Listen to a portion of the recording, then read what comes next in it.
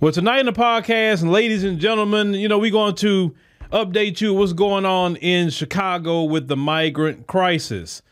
Now, in the first part, we actually have some good news coming out of Chicago. Now, you remember in the Amundsen Park area, they want to take their Fieldhouse away from them and turn it into a shelter for migrants. So the community stood up against that because they say, wait a minute, hold on.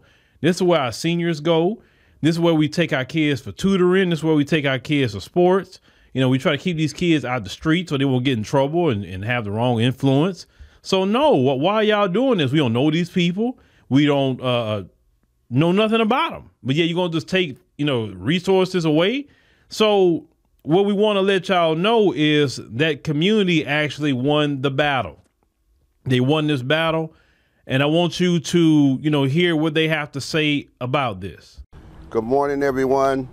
I'd like to start off to thank the crowd that we had on October 3rd. Without them, we wouldn't have been here. For their support they have given us, and we're glad to have our park back open.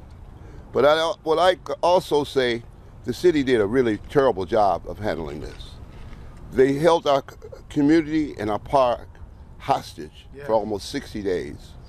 We couldn't use the park, our kids couldn't use it, our seniors couldn't use it, and they could have been more transparent. Hopefully in the future, they will include instead of exclude people. Because as we see here today, when the community sticks together, anything is possible. Yes, that's right. Yes, that's so right. We weren't going to be deterred. We're here to stay.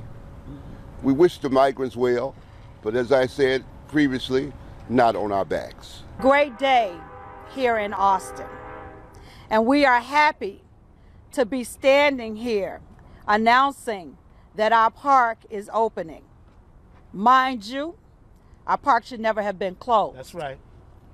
Let's not forget that. And I want to say to the mayor, and I'm not as happy as everybody else is That's right. about what has happened here, because he's to blame for this. Transparency matters. Yes. The voices of the people matter. Yes. The mayor still has not come here and talked to the people here. That's a problem. It was a problem in the beginning. That's right. And it's a problem now. Yes. The mayor still has not put the needs of the residents of Austin on the front burner. That's a problem. Yes. The problems that we had that were plaguing black residents in this city are still a problem. The mayor, the governor, and the president are spending time and millions of dollars addressing the needs of the migrants. What about the needs of the black citizens of the city of Chicago who are still suffering, who still need help, who still need a hand up, who are still looking for affordable housing? That's still an issue. And we're not going to accept the fact that because you've given us our park, that's all we need. No. We have other needs that need to be addressed. Come on, Trust. And so we will continue Yes. to fight to make sure that our voices are heard. So you see what happens when you get on code, when you unify on something and you say, no, this is not going to happen. Do you see the results that the black community can get? Now, this is something that the Democrats for sure don't like to see, because if black folks are getting on code about something and they could get, their Fieldhouse protected and not having Brandon Johnson do whatever he wants. Now, some people may say it's just a Fieldhouse. What's the big deal? If you let them take the Fieldhouse, then they're going to take your neighborhood. You understand what I'm saying? And the Democrats are all giving the resources. Because you understand, for me, it all centers back to the Democrat Party. The migrants aren't giving anything to themselves. They're saying, hey, we want it, and they'll take it, right? But it's the Democrats that has incentivized people to leave their homeland to come up here to America because they're going to get free stuff. Even the immigrants in Brighton Park who are Asian, who are Hispanic, they don't even want them there. Okay. Now, the sister at the end, Kata Trust. I'm glad that sister spoke, because just the other day, I logged into my, personal Facebook, and she ended up sending me a friend request. Say, oh shoot, I've been trying to get in contact with this sister, right? So, I then put up on the screen, because the only reason I put up the communication on the screen, because something she said is why we do what we do. Let's put this up. So I made sure to block her middle initial, only allow what go up what she talk about on the media, her first and last name. So when she sent me the friend request, I immediately responded to her, because I've been looking to talk to her. And you can see here, I said, hi, Kata. I'm glad you reached out. So we would like to come to Chicago after the holidays, do an interview with you about the migrant crisis. Do you have an email address?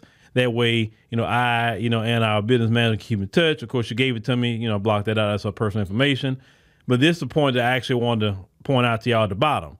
She said, listen, thank you, my brother, for keeping Chicago's migrant crisis on the forefront. It says, because of you that the message is getting out. Educating Black people is the only way to inspire people to move forward. Now, of course, it was not just me. It's the community in Chicago. It's many people, on social media that has been talking about this issue. We all collectively, fighting together, so I don't want to say it's because of me. No, it's not because of me. We all unify and do things as one community, right? But when I tell y'all the importance of what we're doing, and because listen, I don't even live in Chicago. I don't. But yet I say these are my brothers and sisters, and we got to speak up for our brothers and sisters about what's going on, because we know what these people, the Democrats, what they would do to our community. Enough is enough. So this is why when I tell y'all that, hey, download the app and get a membership on the app. We're trying to get our 10,000 members on that app. Is that not only help us be independent, but also help us to go, do the things we need to do when we travel, etc. Right? And get the interviews that we need to get in real time. We gonna go to Chicago, but I'm thinking I'm probably gonna interview her maybe like on a Zoom interview, probably prior to that, just so we can get some, story beforehand. But we have to watch out what's happening for our community. We have to. See, they love when we're acting like degenerates, especially the Democrats, because the Democrats run Hollywood. The Democrats run the music industry, right? So they always want to have us acting a fool. They always want us to be out here doing crazy things like Sexy Red and all that, right? But what scares them is what that unity looks like. It scares them because every time we unify, we get something done. That's the history of Black America. Now, of course, Mayor Brandon Johnson, I know he's not happy about this. He's not happy because he said, shoot, Black folks got on code. And what else they will get on code about? Because, Brandon Johnson, he's working for the Democrats. Well, Brandon Johnson, he done did it again, ladies and gentlemen. He done did it again. So Brandon Johnson, I just want to show you a clip, before we really get into this. He partnered with the churches, which I have no problem with him partnering with churches. Them churches should be doing more than what they do, right? These churches, a lot of times, are just entertainment places. They're supposed to be taking the sick and shut in and the homeless and all kind of other things, right?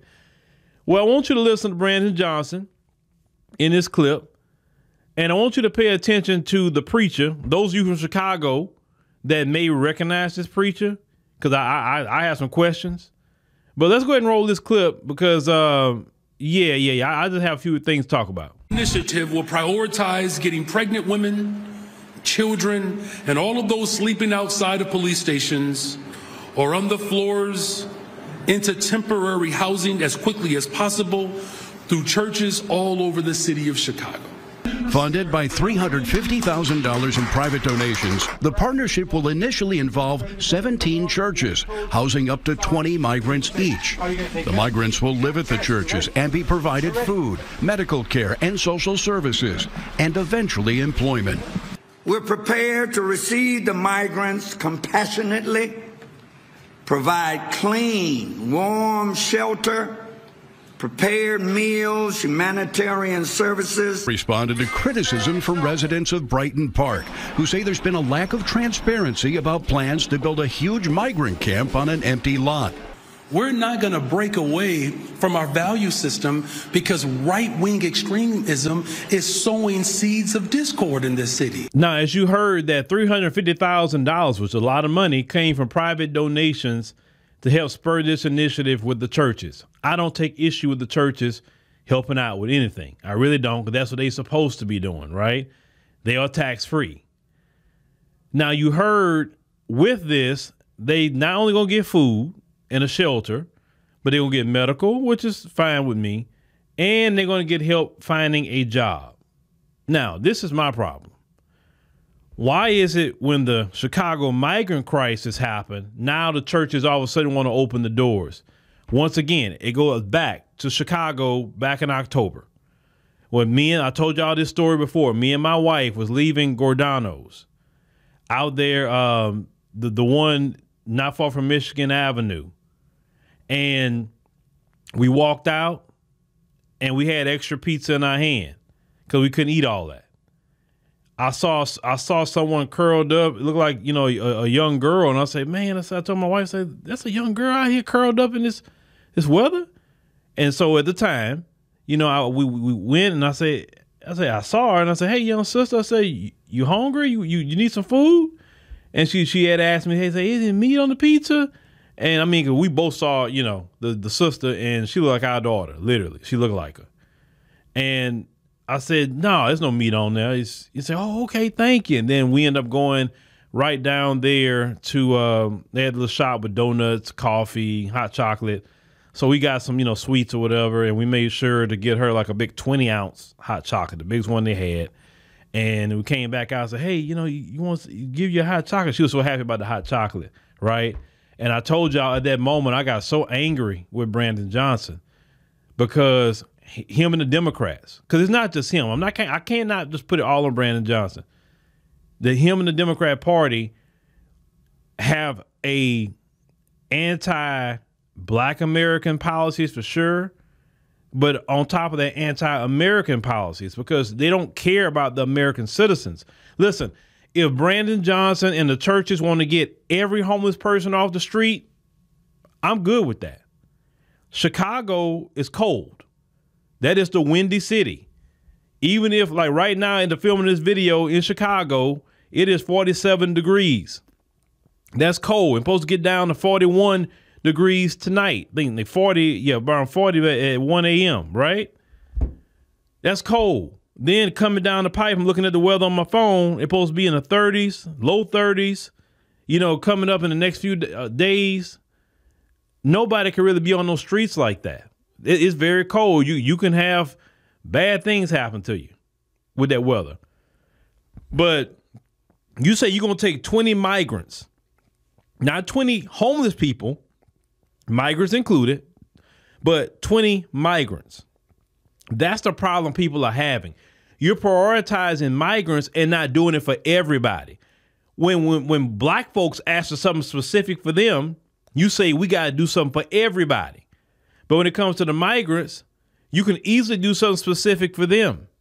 And that's very upsetting when the taxpayers of Chicago say, hey, we don't need our fellow Chicago residents on the streets. Then, because people are upset about this, because people are saying, wait a minute, I need my taxes to go to programs and services for our community. And Brandon Johnson, and he's been repeating this recently, has the nerve to say the division in the city is coming from right-wing extremism. Where? Where is it? Chicago is a Democrat city, up and down. What right-wing extremism? I didn't see no right-wingers marching when I was in Chicago. I didn't see no big Trump supporter rally in Chicago, even though they got the Trump Tower over there in Chicago. Real nice spot. Boy, that's a real nice spot. Trump got a good property there, especially off that waterway. I didn't see any of that. I seen a Palestine protest when I was there blocking all the streets and all of that. I seen that. But I did not see a bunch of Republicans out there acting a fool. When you say right-wing extremists, that's what you're talking about. People acting a fool, people that's, hardcore zealots for Trump. Because you got people that support Trump and you got zealots, right? So you're talking about the zealots. What are you talking about, Brandon Johnson? So you mean to tell me that the Asian community in Chicago, it was right-wing extremists did that when they were upset about you trying to put a camp in Brighton Park where they live? What about the Hispanic? They had a person waving a Mexico flag. Did y'all see that? Waving a Mexico flag. And Mexicans don't want the migrants in their area either. You know how some of them feel. They say, wait a minute. I came over here. They didn't give me nothing. They told me I had to get a job and provide for myself. How is it that they get to jump the line? How is it that they getting rent paid and all this, sympathy? But when we came over here, we had to go work 18 hours to go provide for our kids. I mean, and like I said, that has nothing to do with Black America, but I'm just being real about it. They got a point. How you gonna jump the line when they was already over here? I mean, if you gonna give them something, you got to kind of give the people that's already here first, right? You can't let the new arrivals jump the line. So the way Biden's even doing it, even among the immigrants, he's causing dissension there. So Brandon Johnson just can't say right-wing extremist. No, sir, because right-wingers do not run Chicago. You do. So how is it right-wing extremist? You are handling the crisis, and you're doing it badly because you are prioritizing migrants over the people that voted you into office, sir. That's your problem. You're taking resources from communities that pay their bills, pay their taxes, and giving it to migrants. What happened to that Walmart they closed down? That big, huge Walmart in Chicago they closed down.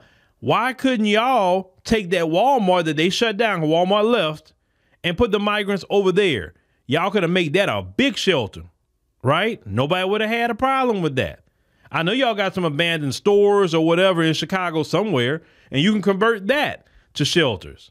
But when you start taking people's things away, yeah, they're going to have an issue and problem with that. And see, Black people in America as a whole are tired of the Democrat Party and what they're doing. What they do in Chicago, what they're doing in New York, what they're doing everywhere. They expect us, after trying to take resources from us, to come out there and vote Democrat. Vote blue no matter who. That mantra y'all said, vote blue no matter who, was the dumbest thing ever. Black America is saying this: I'm tired of y'all taking resources away from me. What about our kids? Now, mind you, I have to side with Brandon Johnson on this because I actually got to see it. Should babies be on the streets in the cold? No. Should pregnant women be on the streets, cold and all that? No. But this is what I'm going to say on the flip side. In your homeland, it don't get that cold. You remember I covered the podcast where the dude said that he'd rather go back to his homeland and be on the street in his homeland than be here in Chicago because it's way too cold. It don't get cold like that in Latin America, especially in Venezuela. It don't get that cold. So what's going to curve the crisis for Chicago is the weather, because that windy city, if you're not used to that, that is something. That wind chill factor and how that wind cut right through you. It don't have to snow in Chicago for it to get you. But this is a policy of the Biden administration, open borders. And so when people say, well, you get what you vote for, of course, you didn't vote for open borders. I understand that. You didn't vote for the Democrats to be taking your resources away from your community. I know you didn't vote for that, but they say you get what you vote for because they were pretty loud about their open border policies. They didn't bait and switch you. They're very loud about it. Like they're very loud about LGBT and everything else they're loud about, right? The Biden administration has prioritized everyone else outside of Black America. You remember he signed the Asian hate crime bill. That was right after he got into office. He signed that. That was one of the biggest punches in the face to the black man and woman of America who need a hate crime bill. He lied and said he'd have our back. He lied. This man gave so much money to Ukraine and still giving money to somebody that said the other day Zelensky just bought a new yacht. I'm pretty sure he did. All for American taxpayer money. I believe it. The Ukrainians are being flown into here quietly and being put into the white communities and given Social Security funds. Social Security. They didn't work for Social Security. You see, this is what we talk about reparations. They can know how to find money in the millions. We just covered the other day when Biden talking about committing about $1 billion or so to all these other countries in Latin America and even giving money to the Venezuelans, giving money to the migrants here. Everybody gets money. No study, no act of Congress, no law sign. We talk about reparations. Well, it's going to be hard because the Democrats and the Republicans are going to have to get on that. But, you have to vote more Democrats in because at least with Democrats, you have more of a chance of getting reparations, right? But when it's time to spend money, nobody gets to study. Nobody has to vote somebody in. Matter of fact, these other groups don't even have to vote. The Asian community in this country has never voted in the level black people have voted. But we are the only group that they can use historical references, ancestry, and shaming tactics. Because think about it. With black America, when you say, you know what, you benign neglect me, I'm benign neglect you on election day. Don't worry about it. We good. We try again in the next 2 to 4 years. And once you give me something, then I'll show up. Well, you're wrong because your ancestors died for you to vote. They can't tell that to Hispanics. They can't tell that to Asians. They can't tell that to whites for sure. They can't tell that to Arabs. They can't tell that to no other group. So when they come to these groups, they can't guilt them saying your ancestors died. They can't use photos from the 1960s to pull on their heartstrings because that's our people, right? They have to come to them and say, okay, this is what we're going to do for you to get your vote. You understand? So it forces them to give tangibles to these other groups. With us, they don't have to give a tangible because we still allow them to play on the heartstrings and say, get out there and vote because your ancestors, they'll feel bad. They'll turn over in their grave. Everything they'll say about our ancestors. Do not allow the weaponization of our ancestors to get you to go out there and vote for Biden and them. You don't go out there and vote for nothing. At this point, voting for Biden and them, when we know we're not going to get nothing out of the deal, I look at that as they pulling a scam. Because at least other groups, when they go vote, they get something. Right? Think about it. If you gave your money to somebody for a good or a service, and they never gave it to you and scammed you out your money, there's at least laws on the books where you can get your money back or even get them criminally prosecuted for scamming you. Now, of course, we don't give money unless we choose to, but they get our vote and don't do nothing. Or it's you somebody say, okay, give me some money and I'm going to invest it into this for you, but they take your money and then they go splurge it somewhere else or they give it to other people, right? That can even get a person in trouble when it comes to money because that's scamming, right? The Democrat Party has scammed Black America for over half a century. They say they are a friend. They say they're going to do certain things. They never get it done. Never. They even rather want to promise black people anything. Because you remember that letter that came out from the WikiLeaks during the 2016 campaign when they told Hillary Clinton, do not promise them anything. Tell them we hear you, we understand, but do not promise them anything. Now, what's the strategy of not promising black people anything? Because let's say if Biden say, okay, if you elect me, you getting reparations. So if he don't do reparations, then now that's going to galvanize the community to get him out. So if they don't promise you anything, then they can't say, well, you know, they could worm their way because you didn't stick them. That's why you got to make a politician put a concrete policy and make them promise what they're going to do so you can hold them to it. See, other groups, they say, yeah, we're going to do some this and that and the third for y'all. And, you know, we're going to do this in foreign policy because most all these other groups are connected to foreign countries at the same time. So not only these people want something here, they want the United States to treat their homeland favorably. And they do that. Recently, the Muslim community has came out and said they're not voting for Biden. They're not doing it. When Black America say we're not voting for the Democrats, we're shamed. We're called derogatory names by our own people who are Democrat shills.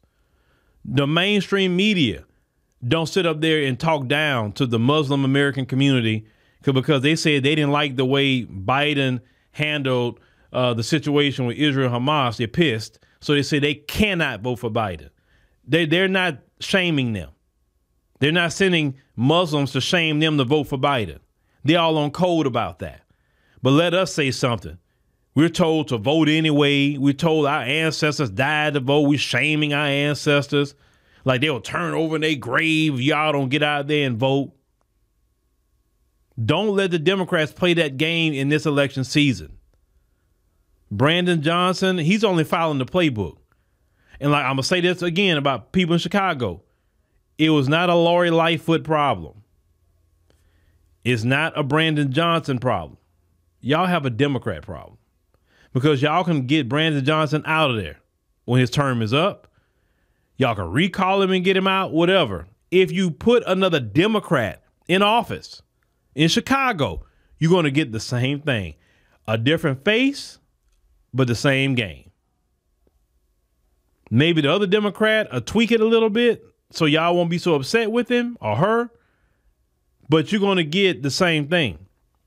The Democrat Party is pretty clear what they stand for. And when it comes to Black America, they don't stand with us like that. That's not what they do. And that's okay. That's okay. Because when it comes to politics and politicians, you have to make them do something.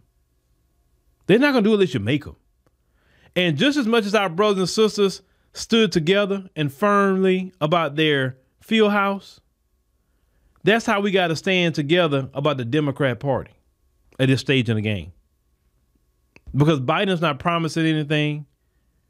What's the point? Biden. I really believe Biden he's going to lose at this point. Because Biden, if you pay attention to him, he's not really campaigning. He's not doing rallies. He's not doing anything. He's not. I think in his mind, say, look, I'm probably going to lose anyway, so let me go full throttle on this open border agenda that we have in the Democrats before I get out of office. That's what it is. Because who's really going to go out there and vote for Biden like that? Everybody's upset with Biden right now. It's not just Black America. You even got, it was interesting to me, you got Asians upset with Biden. Like, why? He gave y'all anti-Asian bill, hate crime bill. Why are you mad at him? If Biden would have gave that to us, Biden would win very easily. Because we'd all, listen, if Biden gave an anti-Black hate crime bill when he first got in office, I would go vote for Biden. I say, okay, man, Biden got us some protection for it. Okay, I'm cool with him. If Biden was papering up the Black America like that, on top of giving that, I'd be like, yeah, we got to support Biden on this one because, he's trying to take care of Black America. You know what I'm saying? But that man's not trying to do anything. He just believes in tokenism and symbolism. That's it. That's as much as we going to get. Ketanji Brown Jackson, they talk about some Black federal judges. But that's it. Black men don't get anything at all except talk down to. Now, I see they're kind of teetering a little bit on Black men. Like, because last election cycle, they were really insulting Black men. They've been doing this a little bit, but not as hardcore because they're scared what's going on with Black men. And they should be. Because you sat up there and your strategy was to disrespect Black men. And Black men have had enough. We've had enough.